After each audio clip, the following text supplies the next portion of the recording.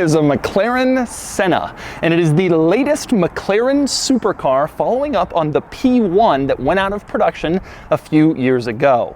The Senna has it all, almost 800 horsepower, a 0 to 60 time of less than 3 seconds, and an all-out focus on track performance. This car also costs $1 million. If you're lucky enough to buy it new, the current market value is more like $1.5 to $2 million. And today, I'm going to review it. First, a little overview. Now, like I mentioned, the Senna followed up on the McLaren P1, and it's the latest in McLaren's ultimate series of crazy, insane supercars.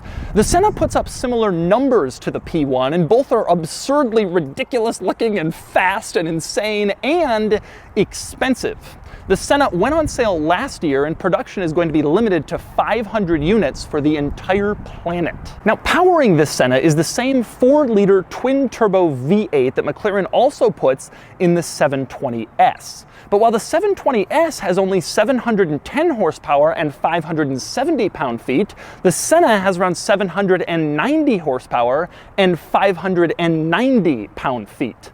And if the extra power wasn't enough to distinguish the Senna from the 720S, well, there's also the look. The look has been controversial, to say the least. Some people say it's ugly with that massive rear wing and this ridiculous front overhang, but McLaren says it's all functional for the very best in track performance. I'll look a little closer at that stuff in a second. For now, back to the numbers. 0 to 60 in 2.8 seconds, a top speed of around 210 miles an hour, and a current market value of somewhere between $1.5 and $2 million. And today I'm going to show you all of the quirks and features of the ultimate McLaren. First, I'm going to take you on a tour of the car, then I'm going to get it out on the road and drive it, and then I'm going to give it a Doug score. And for more of my thoughts on the Senna, click the link below to visit autotrader.com/oversteer, where I've also compiled a list of the most expensive British cars currently listed for sale on AutoTrader.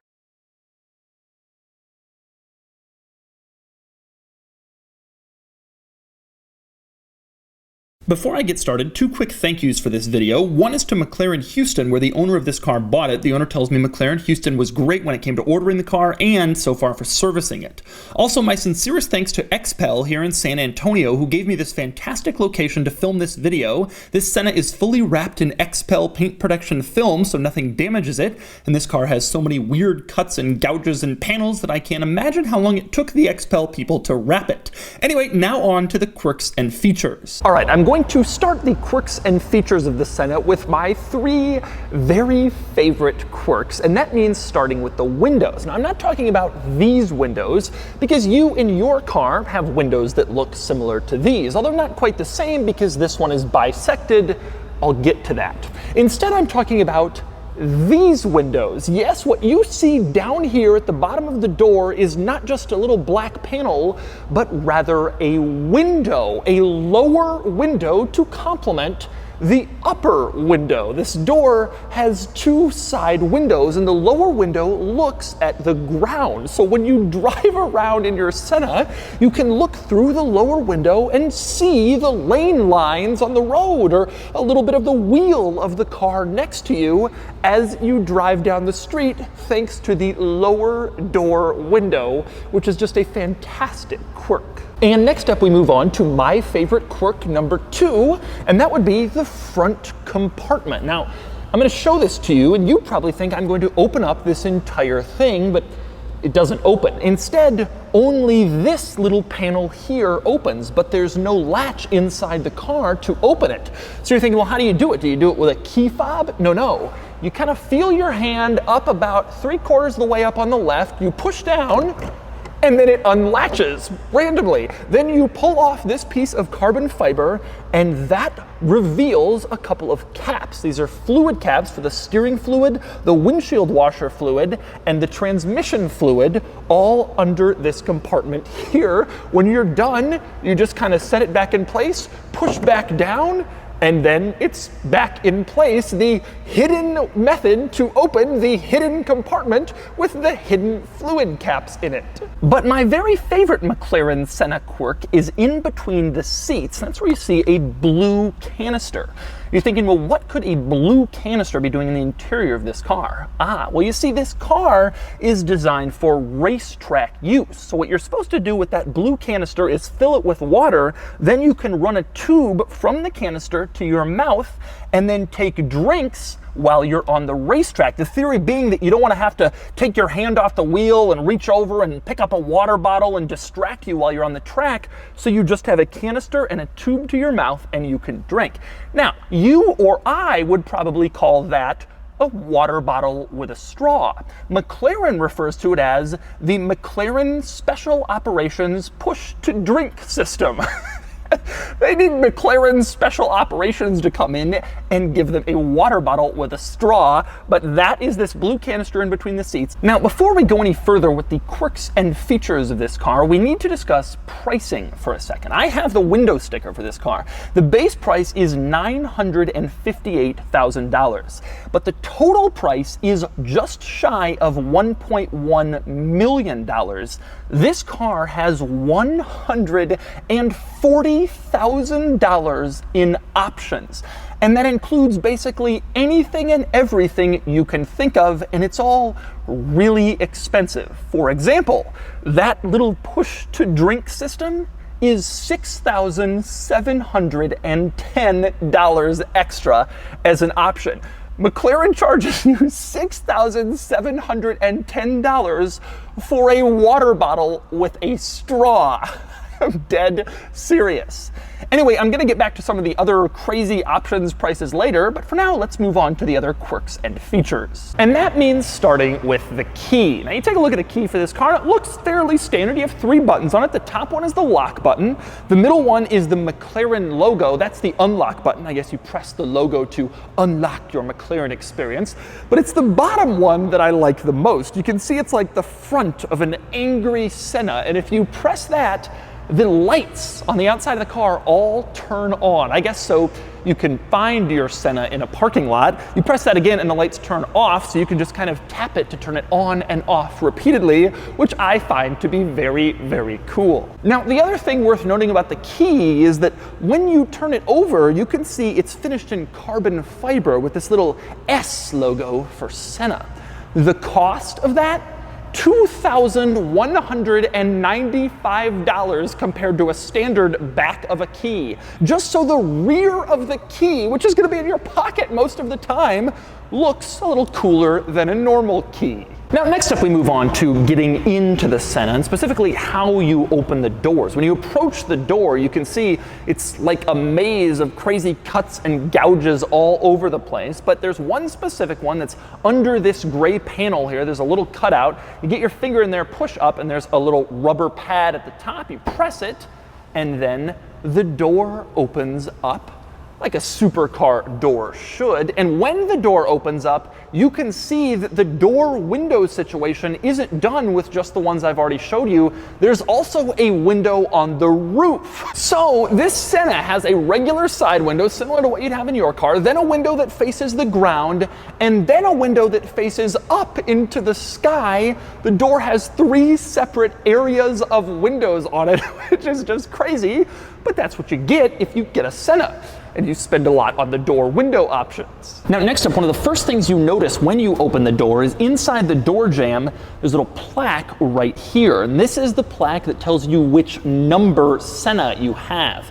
And unlike some car companies that just say you have 1 of 500, this car is individually numbered, and that plaque shows precisely where you are in the Senna production sequence, which is a really cool thing to see. Next up, we move inside the Senna to go over the interior quirks and features, of which there are very, very many, starting with just closing the door. When you look at the door when it's up, you can't really see an easy place to pull it down, but there is a little door pull next to the lower window. You stick your hand in there, pull, and then the door comes down relatively easily. Actually, it's a pretty light component. Now, once you're inside this car, the first thing you really focus on is the seats. This car has these one-piece carbon fiber sport bucket seats that are really tight in order to keep you in place when you're going around hard corners on the racetrack. Apparently, you can also order a wider seat if you don't fit into these. And that might be true for some drivers of this car because these really are narrow and grippy and tight. Another item with the seats that's worth noting, you can see this car has regular seat belts, but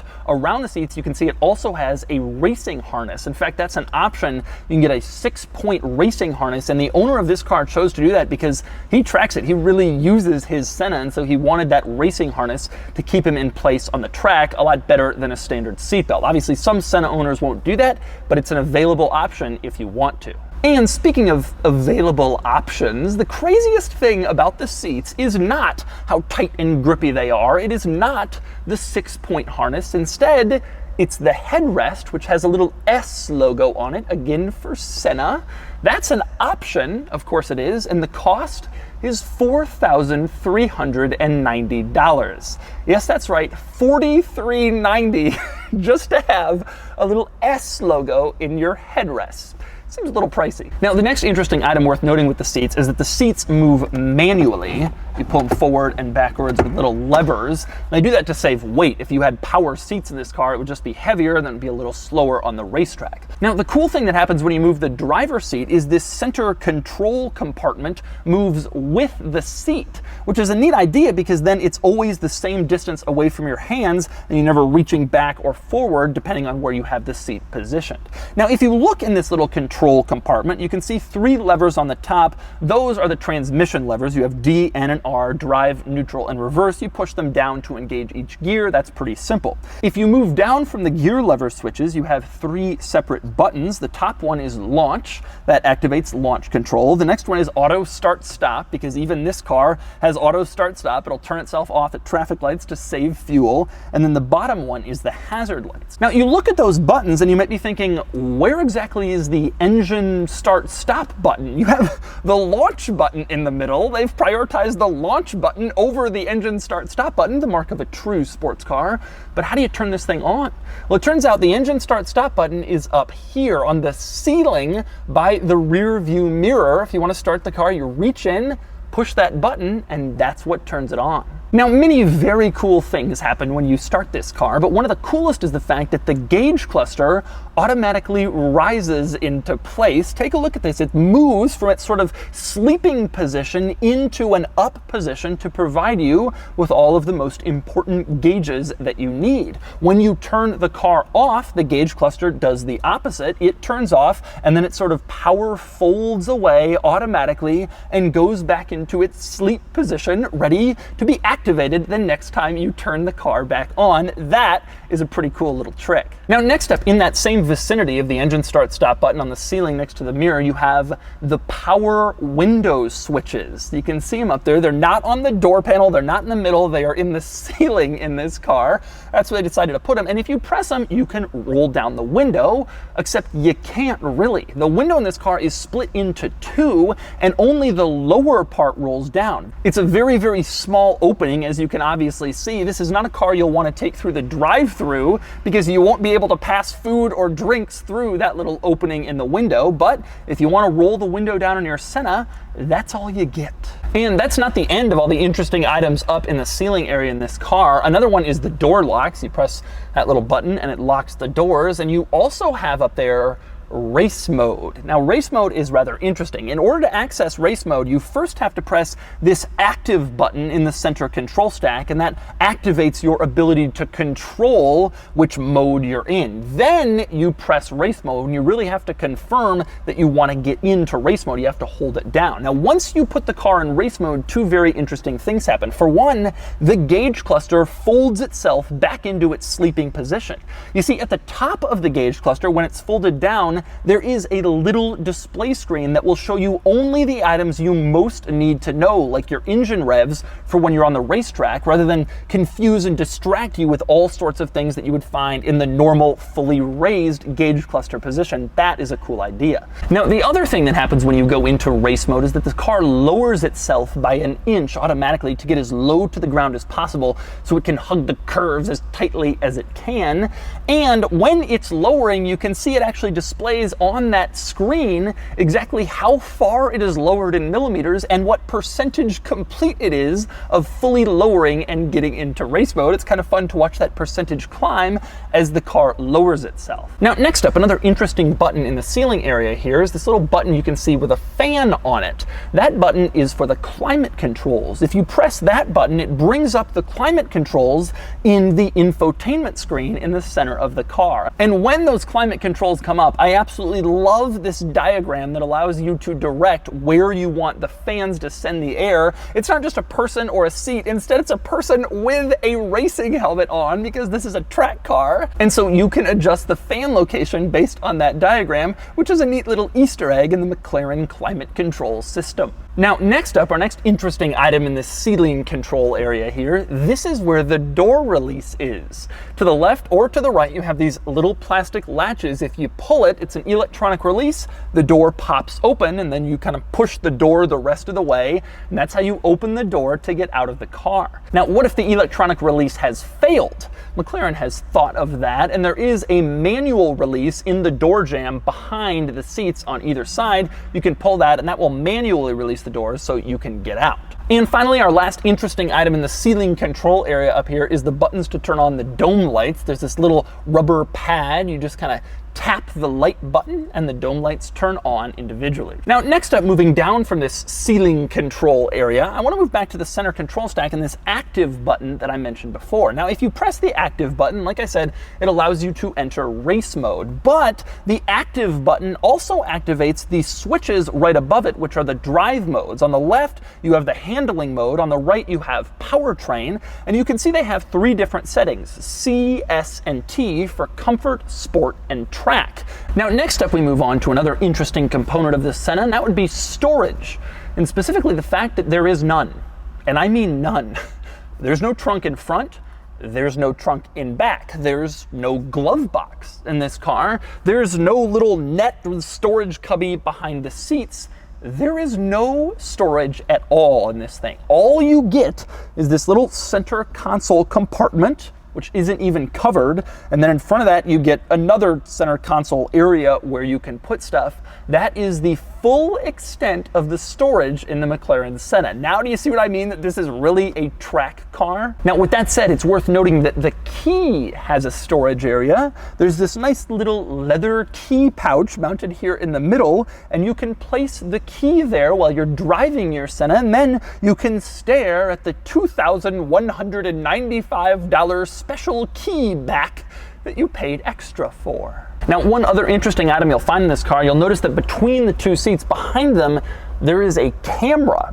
And that camera is not like a dash cam. Instead, it's part of a 3-camera system that is meant to record your laps. So when you're on the racetrack, you can turn on the camera system. It will record you doing your laps. And then later you can watch the footage and say, oh, I was slow through here. I didn't hit the apex here, whatever. This car comes with a built-in racetrack lap recording camera system, if you pay extra for it, of course. Now, next up, I want to move on to this, which is a nice little zippered pouch that I found underneath and sort of behind the front seat. Now, if you look at it, it says on it McLaren First Aid Kit, and it also includes the warning triangle that's mandated by law that all new cars must have in some foreign countries. Now, when you open up the First Aid Kit, the first thing you find is this, which is a rather strange piece of first aid. Not sure how you can save someone's life with that. Of course, that's actually the tool to get off the center lock wheels. This car doesn't have traditional lug nuts. Instead, it has center lock wheels like a lot of high-end sports cars and race cars. And you can see the area around the center lock wheel is painted red. This is not standard. Instead, this is an option. And the cost for this option? $3,659 just to paint this tiny little area red on all 4 wheels.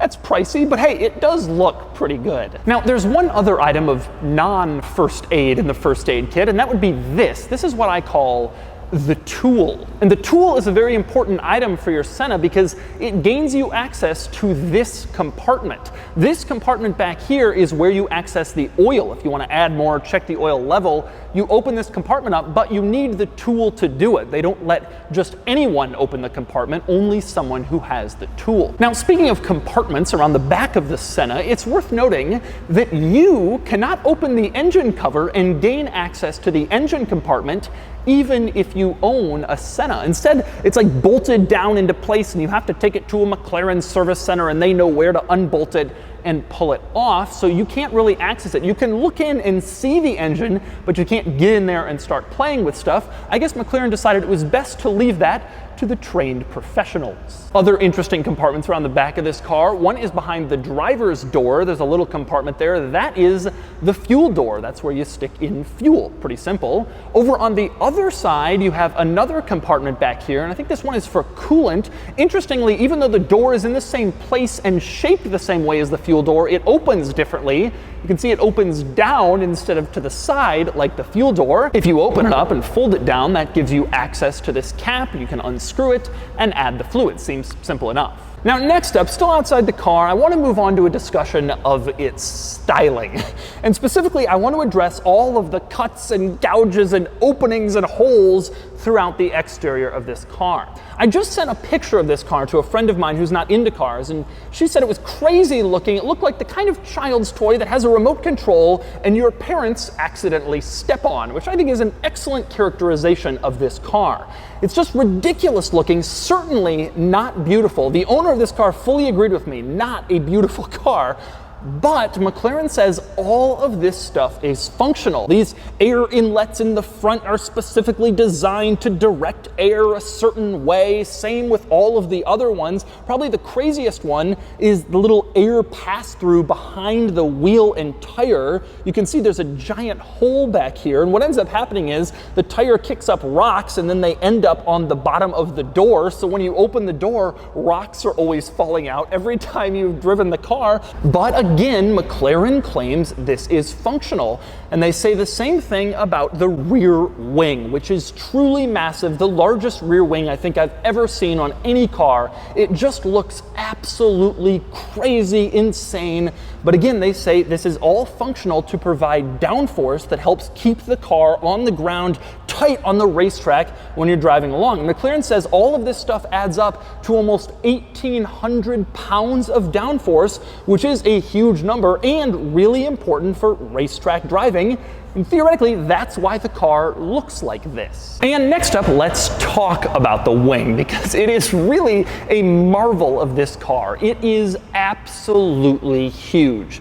And its sole goal is not to provide downforce. That's not the only thing that it does. Under hard braking, the wing will also rotate almost 90 degrees to add more drag and help the car slow down faster. And apparently it works well. This car's brakes are absolutely insane. If you look at the numbers, this thing has a similar 0 to 60 top speed as the McLaren P1, but it brakes way, way faster. And obviously the wing is a component in that.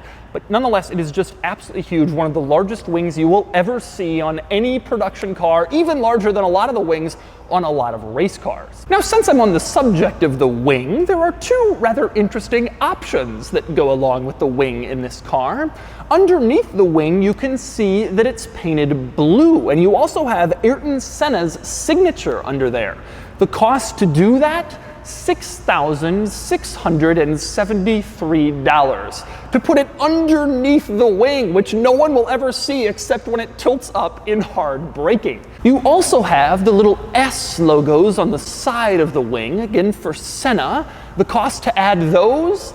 $4,390 just to put a couple of logos at the end of the wing. Although once again, I must admit, it looks very, very cool. And next up, well, first off, just look at the car from this angle and tell me this doesn't look like one of the craziest looking cars you have ever seen in your life. It's an insane angle on this car. But anyway, next up, a few items around back worth noting. One is the roof scoop. Just like the McLaren F1 and the P1, there's a little roof scoop that goes over the roof and sucks in air that way, which is kind of cool. You also have in the middle here on the back the exhausts, which are up on the top instead of on the bottom like most other cars. I love cars where the exhaust takes precedence over the license plate. These are the cars that really know what matters. And of course, in addition to just looking cool, the exhaust also sounds amazing. Take a listen.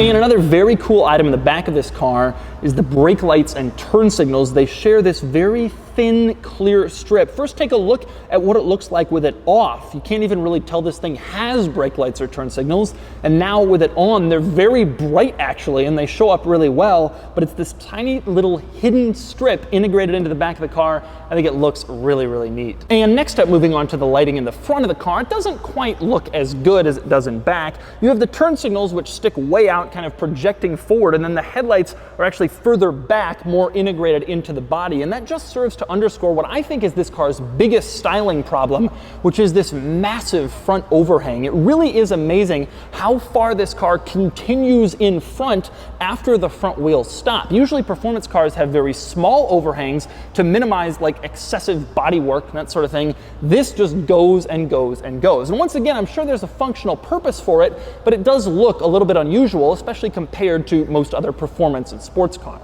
And finally, moving back into the Senna, I want to talk about some of the screen technology in this car. Now, I already showed you the folding gauge cluster screen, and I showed you some of these screens more in depth in my review of the McLaren 720S, which shares fairly similar systems with the Senna. I will link that in the description below. But there are some additional cool features that I found in this car.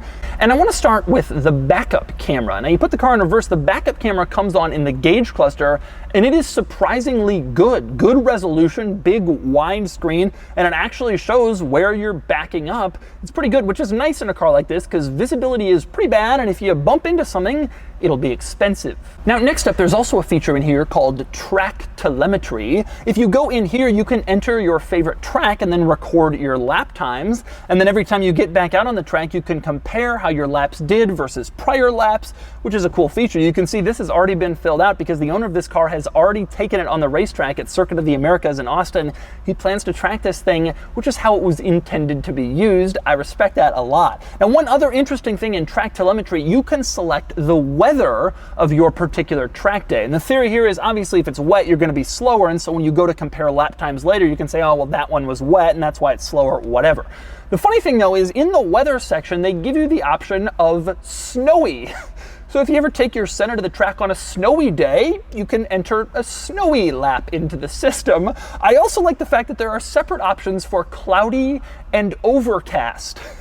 Only the British would distinguish between cloudy and overcast. You know, it's looking rather cloudy today. No, I believe it's overcast.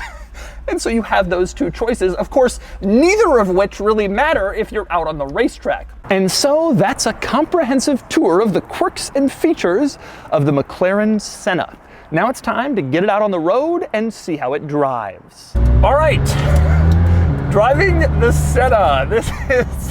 This is quite something. Your first impression is just how crazy these door window things are. Looking down, it's just, first off, you're scared because you're so close to the road. Obviously, this is how all of these cars are, these low supercars, but now you see it and it's scary. This is quite impressive. I don't know that I've ever been in a road car before where the interior was just so nuts. I mean, there's nothing about this interior that's even 1/10 normal. The door windows, the crazy windows here, everything above you, around you, the wing and back, everything looks insane. It really feels like the craziest thing that I have sat inside of. Oh, back end came out a little there. I guess we gotta warm up the tires. I can't believe I can look out and see the road, and these door windows are so ridiculous. And everything about this is a totally insane experience compared to any other car. It just looks crazier. I've been in a lot of supercars. Nothing has ever felt as insane inside as this, with the door windows, and you see the blue hydraulic, and you're being hugged by the seat, and you got the motor behind you, and it's like, what is happening? The sound is incredible. Oh my God. Oh. Okay. Well then, terrorize the fine people of San Antonio enough for the day. And the sensation of speed in this car is one of the craziest of any cars that I've ever felt, simply because the door windows, the lowness to the ground, the sound. What is this thing? It just feels so darty. The thing is, I know it's a really valuable car, but I feel so confident driving it that I don't feel as though, you know, I'm in danger of messing anything up. I don't feel like the wrong move could send it into a guardrail. One thing the owner told me is that people kind of react like, what is this crazy thing? And that is certainly something I'm finding. You know, not that many people know, not that many people know yet what this car is, but you see the wing, you see the look, and it doesn't matter if you know or not, you know it's insane. That's all you need to know. People see it and they're like, what is this crazy thing?